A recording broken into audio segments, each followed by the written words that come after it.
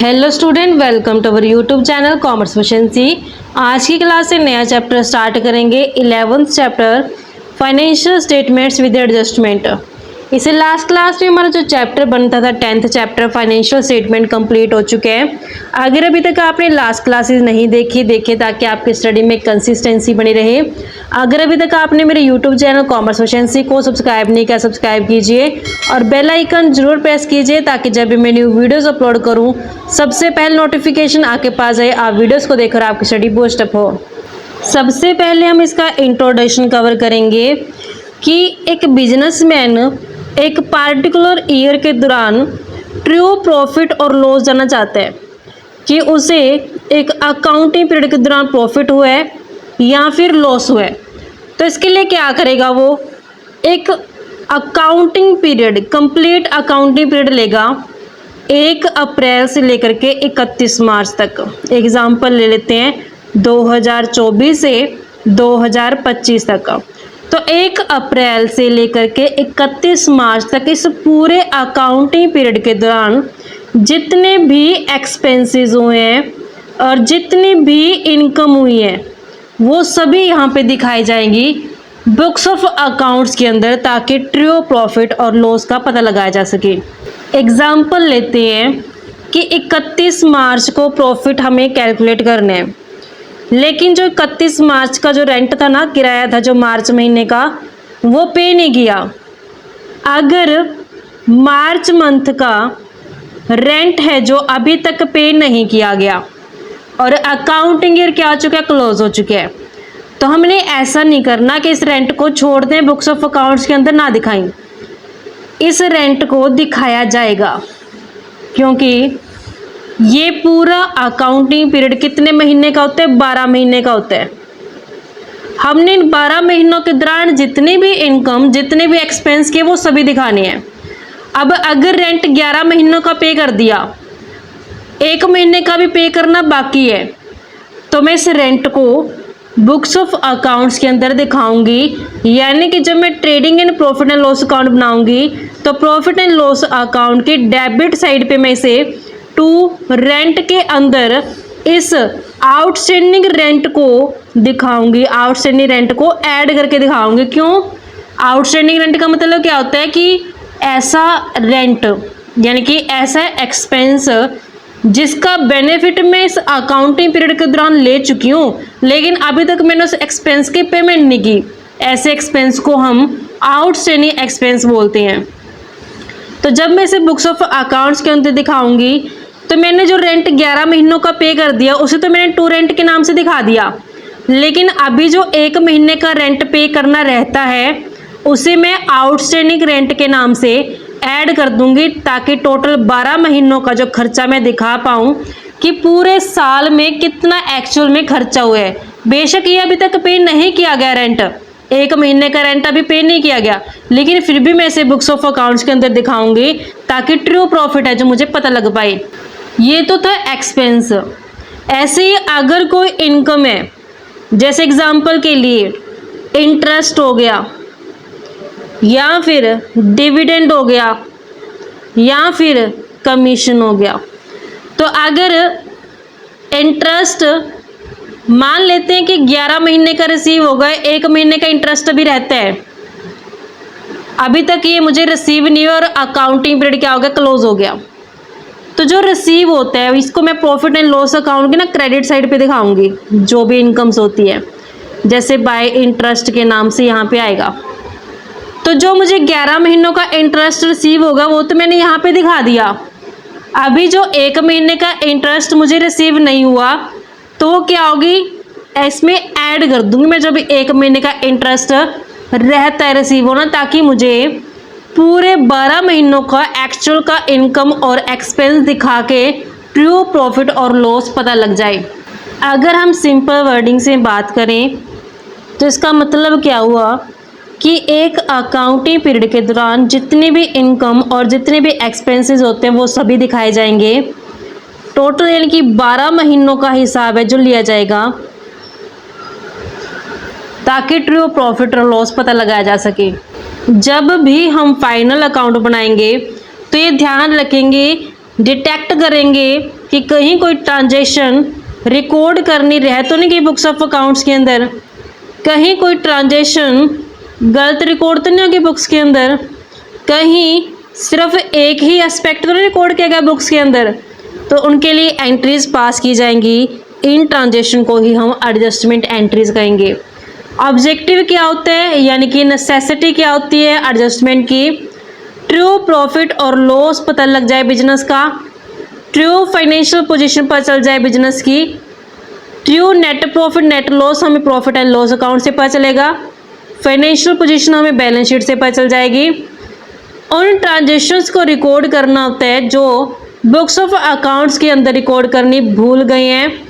Rectify करना होता है जितनी भी एरर्स है जो बुक्स ऑफ अकाउंट के अंदर कमिट हो चुकी है, सभी गलतियों को दूर किया जाएगा। रिकॉर्ड किया था उन खर्चों को जो अक्रियो हो चुके लेकिन अभी तक पे नहीं किए गए हैं। रिकॉर्ड करना उन इनकम को जो अक्रियो हो चुके लेकिन अभी तक रिसीव नहीं हो पाई हैं। और जो डेप्रिसिएशन और अदर प्रोविजंस को भी यहाँ पे एडजस्ट किया जाता है।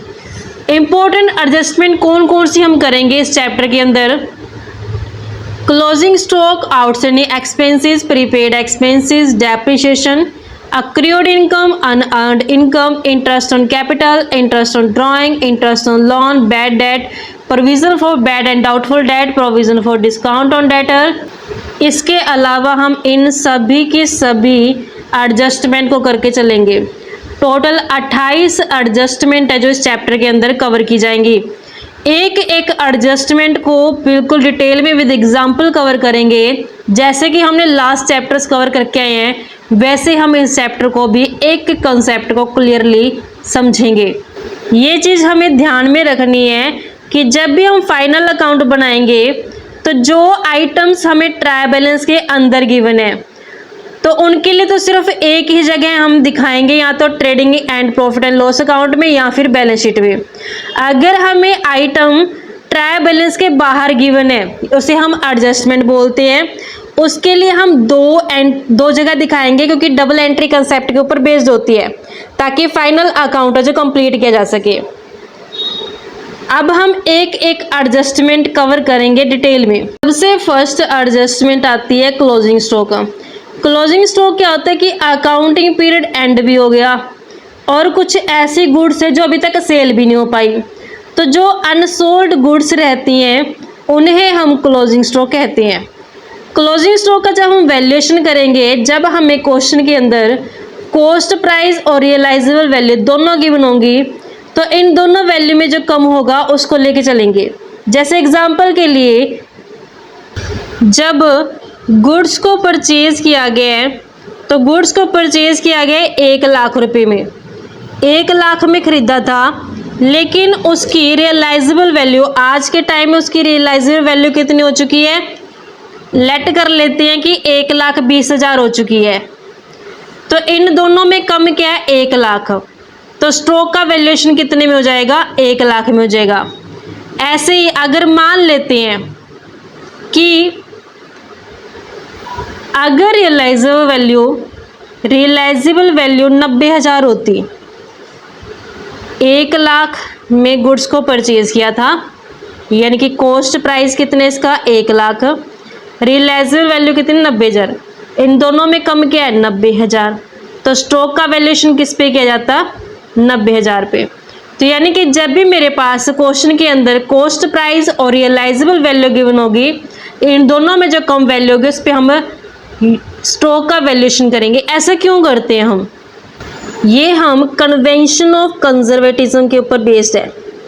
कन्वेंशन ऑफ कंजर्वेटिज्म के ऊपर बेस्ड है स्टॉक का वैल्यूएशन करना। क्यों, क्योंकि कन्वेंशन ऑफ कंजर्वेटिज्म क्या कहते हैं कि जो आपके एंटीसिपेटेड लॉसेस होते हैं ना, एंटीसिपेटेड लॉसेस को आज की डेट में आप लेके चलो, वहीं जो आपकी एंटीसिपेटेड इनकम होती है ना, एंटीसिपेटेड इनकम, उन्हें आज आप मत लेके चलो। एंटीसिपेटेड लॉसेस क्या होते हैं, जो आने वाले टाइम में आशंका होती है कि नुकसान हो सकता है, उनके लिए तैयारी आज ही कर ली जाती है जिसमें हम प्रोविजंस को तैयार करते हैं। Provision for depreciation, provision for debtors. इस तरीके से हम क्या करते हैं, पहले से ही तैयारी करते हैं कि अगर इन फ्यूचर में ये लॉस होता भी है तो उसके लिए तो क्या है, बिजनेस ने पहले से प्रोविज़न तैयार किए हुए हैं ताकि उस लॉस का एडवर्स अफेक्ट है जो बिजनेस के ऊपर ना पड़े। लेकिन जो एंटिसिपेटेड इनकम है, जो अनुमानित आय है, जो इन फ्यूचर में हमें होने वाली है, उसको हम आज अपने बुक्स ऑफ अकाउंट्स के अंदर रिकॉर्ड नहीं करते। क्यों? क्योंकि अगर वो इन फ्यूचर में इनकम होगी तो ठीक है, फ़ायदेमंद है, उस टाइम पे हम रिकॉर्ड कर लेंगे। आज मैं इस एंटिसिपेटेड इनकम को रिकॉर्ड इसलिए नहीं करती हूँ क्योंकि अगर मुझे इन फ्यूचर में इनकम ना हुई ना तो उसका मेरे बिजनेस के ऊपर एडवर्स इफेक्ट पड़ेगा, क्योंकि मैंने उसको पहले से इनकम मान के रिकॉर्ड किया हुआ अपने बुक्स ऑफ अकाउंट्स के अंदर। इसी कारण से कन्वेंशन ऑफ कंजर्वेटिज्म के अकॉर्डिंग हम स्टॉक का वैल्यूएशन करते हैं कि जो भी कॉस्ट प्राइस और रियलाइजेबल वैल्यू होगी उन दोनों में जो कम होगा उसके ऊपर स्टॉक का वैल्यूएशन किया जाएगा। क्लोजिंग स्टॉक के लिए हम जर्नल एंट्री पास करते हैं। क्लोजिंग स्टॉक अकाउंट को डेबिट किया जाता है टू ट्रेडिंग अकाउंट को हम क्रेडिट करते हैं ताकि इसे अकाउंट के अंदर दिखा सकें। अब बारी आती है कि कैसे हम क्लोजिंग स्टॉक का ट्रीटमेंट करेंगे इन फाइनल अकाउंट्स के अंदर। फाइनल अकाउंट्स के अंदर तो डिपेंड करता है कि क्या क्लोजिंग स्टॉक ट्रायल बैलेंस के अंदर गिवन है या फिर ट्रायल बैलेंस के बाहर गिवन है। ज़्यादातर क्लोजिंग स्टॉक ट्रायल बैलेंस के बाहर दिया होता है, क्योंकि क्लोजिंग स्टॉक का वैल्यूएशन हम जब बुक्स ऑफ अकाउंट्स क्लोज कर देते हैं उसके बाद ही किया जाता है। तो जब हमें क्लोजिंग स्टॉक ट्रायल बैलेंस के बाहर गिवन होते हैं ना, यानी कि इसे एडजस्टमेंट में गिवन होता है, तो इसको दो जगह दिखाया जाता है। एक तो ट्रेडिंग अकाउंट की क्रेडिट साइड पे और दूसरा बैलेंस शीट के अंदर असेट साइड पे। अगर हमें क्लोजिंग स्टॉक ट्रायल बैलेंस के अंदर गिवन है तो मतलब कि इसके लिए एडजस्टमेंट एंट्री पास की जा चुकी है, ये ऑलरेडी ट्रेडिंग अकाउंट के अंदर है जो दिखाया जा चुका है, तो फिर हम इसे बैलेंस शीट के अंदर सिर्फ और सिर्फ असेट साइड पे ही दिखाएंगे। हमने इसे ट्रेडिंग अकाउंट के अंदर क्रेडिट साइड इसलिए नहीं दिखाया, हमने ये मान लिया कि जो एडजस्टमेंट एंट्री होती है, एडजस्टमेंट एंट्री में क्या होता है कि जो क्लोजिंग स्टॉक होते हैं परचेज अकाउंट से हटा दिए जाते हैं वो, तो मतलब कि वो एडजस्टमेंट एंट्री पास की जा चुकी है। ये हमारे पास फर्स्ट एडजस्टमेंट है क्लोजिंग स्टॉक की। नेक्स्ट आती है आउटस्टैंडिंग एक्सपेंसेस। आउटस्टैंडिंग एक्सपेंसेस या फिर ऐसे खर्चे जो ड्यू हो चुके हैं लेकिन अभी तक पे नहीं किए गए। आउटस्टैंडिंग एक्सपेंसेस ऐसे एक्सपेंसेस होते हैं जिनका बेनिफिट मैं एक अकाउंटिंग पीरियड के दौरान ले चुकी हूँ, लेकिन अकाउंटिंग पीरियड क्लोज हो चुका है लेकिन अभी तक मैंने उन एक्सपेंसेस की पेमेंट नहीं की। ऐसे एक्सपेंसेस को आउटस्टैंडिंग एक्सपेंसेस कहा जाता है। जैसे एग्जांपल लेते हैं रेंट का, कि जो रेंट है वो 1000 रुपये पर मंथ है। जो रेंट है अकाउंटिंग पीरियड के दौरान 11 महीने का तो पे कर दिया, लेकिन जो भी 1 महीना यानी कि जो मार्च महीना है ना, अभी उसका रेंट है जो पे नहीं किया गया।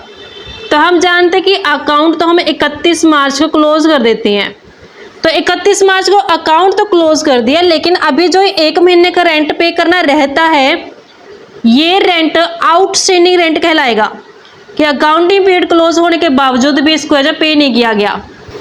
1000 रुपये पर मंथ है, 11 महीने का 11,000 पे किया जा चुके हैं, 1000 रुपये भी पे करना रहता है, तो ये आउटस्टैंडिंग रेंट है। इस आउटस्टैंडिंग एक्सपेंस का हम ट्रीटमेंट कैसे करते हैं फाइनल अकाउंट्स के अंदर समझेंगे। आउटस्टैंडिंग एक्सपेंस को एक तरफ तो हम trading and profit and loss account के अंदर डेबिट साइड पे दिखा देंगे, ऐड कर देंगे जो भी कंसर्न एक्सपेंस होगा। जैसे ये रेंट है तो टू रेंट के नाम से जब हम यहाँ पे 11 महीने का 11,000 रेंट दिखाएंगे तो उसमें ऐड कर देंगे आउटस्टैंडिंग रेंट के नाम से जो 1 महीने का रह गया। टोटल 12,000 हो गया, 12 महीने का हिसाब क्लियर हो चुके हैं, क्योंकि हमने एक अकाउंटिंग पीरियड के दौरान जितने भी खर्चे किए हैं वो सब दिखाने होते हैं। 11 महीने का था प्लस 1 महीने का और कर दिया, 12 महीने का टोटल हिसाब कर दिया खर्चों का। अब दूसरी तरफ इसे मैं बैलेंस शीट के अंदर दिखाऊंगी, कहाँ पे, लायबिलिटी साइड पे आउटस्टैंडिंग रेंट के नाम से, क्योंकि अभी तक ये पे नहीं किया गया, लेकिन ये लायबिलिटी तो है ना, पे करना तो पड़ेगा ना। ये आउटस्टैंडिंग एक्सपेंस ये पर्सनल अकाउंट के अंदर आते हैं, क्योंकि ये पर्सनल रिप्रेजेंटेटिव अकाउंट के अंदर कवर किए जाते हैं, क्योंकि रिप्रेजेंट करता है उन पर्सन को जिनको अभी पेमेंट नहीं की गई है। अब एग्जाम्पल की हेल्प से समझेंगे। ट्रायल बैलेंस गिवन है, ट्रायल बैलेंस 31 मार्च 2024 का। डेबिट बैलेंस में वेज पेड, सैलरी पे दोनों एक्सपेंसेस दिखाए गए हैं। एडजस्टमेंट कहते हैं कि जो वेज है 20,000, सैलरी 5,000 आउटस्टैंडिंग है, यानी कि पे नहीं की गई अभी तक। सबसे पहले हम एडजस्टमेंट एंट्री पास करेंगे वेजेस की। वेजेस को ड्यू करने की एंट्री पास की जाएगी। Wages account debit, wages account debit to में आउटस्टैंडिंग वेजेस अकाउंट को, आउटस्टैंडिंग वेजेस अकाउंट को क्रेडिट कर दें। कितना पे करना रहता है अभी? 20,000 रुपये, 20,000 रुपये। ऐसे ही सैलरी भी ड्यू करेंगे, सैलरी ड्यू करेंगे, उसके लिए जर्नल एंट्री पास की जाएगी, एडजस्टमेंट एंट्री पास की जाएगी। सैलरी अकाउंट डेबिट टू में आउटस्टैंडिंग सैलरीज अकाउंट, अमाउंट है इसका 5,000 रुपये से 5,000 रुपये से। ये एडजस्टमेंट एंट्री पास की गई है वेजेस की भी और सैलरी की भी। अब टर्न आते कि फाइनल अकाउंट्स के अंदर कैसे दिखाएं। वेजेस क्या है? डायरेक्ट एक्सपेंसेस, डायरेक्ट एक्सपेंसेस कहाँ आएंगे? ट्रेडिंग अकाउंट में। सैलरीज क्या है? इनडायरेक्ट एक्सपेंसेस, इनडायरेक्ट एक्सपेंसेस कहाँ आएंगे? प्रॉफिट एंड लॉस अकाउंट में। तो हम सबसे पहले ट्रेडिंग अकाउंट बनाते हैं। ट्रेडिंग अकाउंट के अंदर डेबिट साइड पे दिखाएंगे जो एक्सपेंस गिवन है मेरे पास वेजेस का, टू वेजेस के नाम से दिखाएंगे। जो वेजेस ऑलरेडी पे की जा चुकी है वो है 2,20,000 से, उसमें ये मैं आउटस्टैंडिंग वेजेस को ऐड कर दूंगी। ऐड करेंगे आउटस्टैंडिंग वेजेस, कितना अमाउंट है? 20,000 रुपये। तो टोटल 2,40,000 रुपये मैंने ट्रेडिंग अकाउंट के अंदर दिखा देनी है। ऐसे ही जो मेरे पास सैलरी है इसे मैं दिखाऊंगी प्रॉफिट एंड लॉस अकाउंट के डेबिट साइड पे। टू सैलरीज के नाम से जो ऑलरेडी पे की जा चुकी है सैलरी, अमाउंट है 55,000। इसमें ऐड कर देंगे जो ये आउटस्टैंडिंग सैलरी, ऐड करेंगे इसमें आउटस्टैंडिंग सैलरी अमाउंट 5,000, तो टोटल 60,000 दिखा दिए जाएंगे प्रॉफिट एंड लॉस अकाउंट के अंदर। अब बैलेंस शीट में कैसे इसका इफेक्ट पड़ेगा?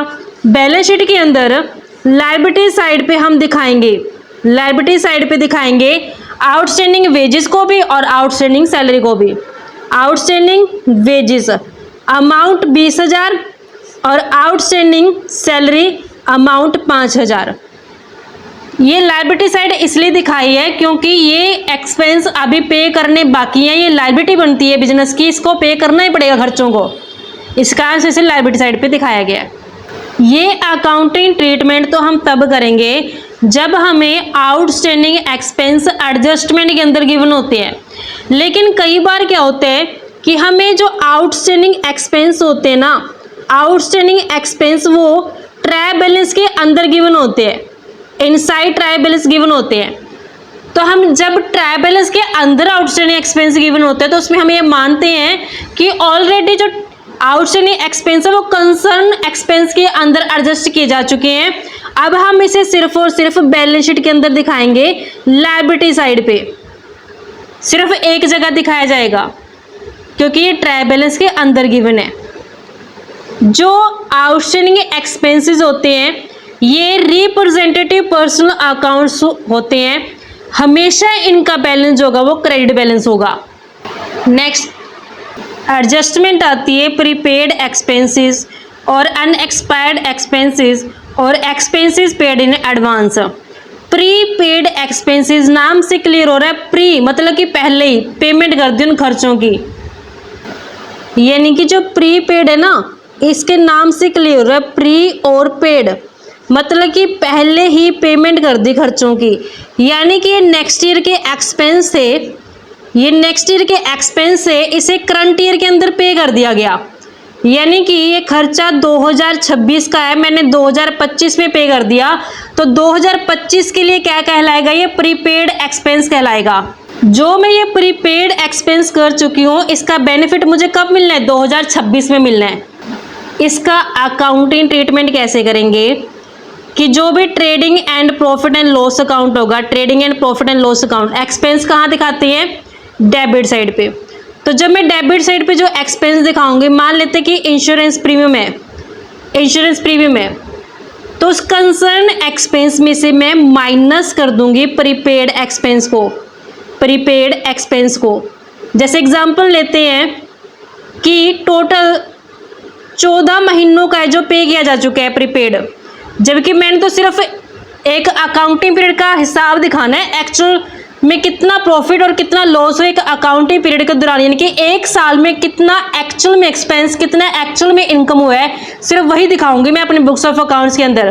तो जो एक्सपेंस नेक्स्ट ईयर से रिलेटेड है उसको मैं क्या करूंगी? हटा दूंगी इस करंट ईयर के अकाउंट्स के अंदर। जब मैं दिखाऊंगी तो सिर्फ मुझे 12 महीनों का दिखाना है, 14 महीनों का इंश्योरेंस पे कर चुकी हूँ, कितने महीनों का मैं प्री पेड कर चुकी हूँ? 2 महीने का। तो 14 महीनों में से 2 महीने का माइनस करके 12 महीनों का यहाँ पे मैं एक्सपेंस दिखा दूंगी।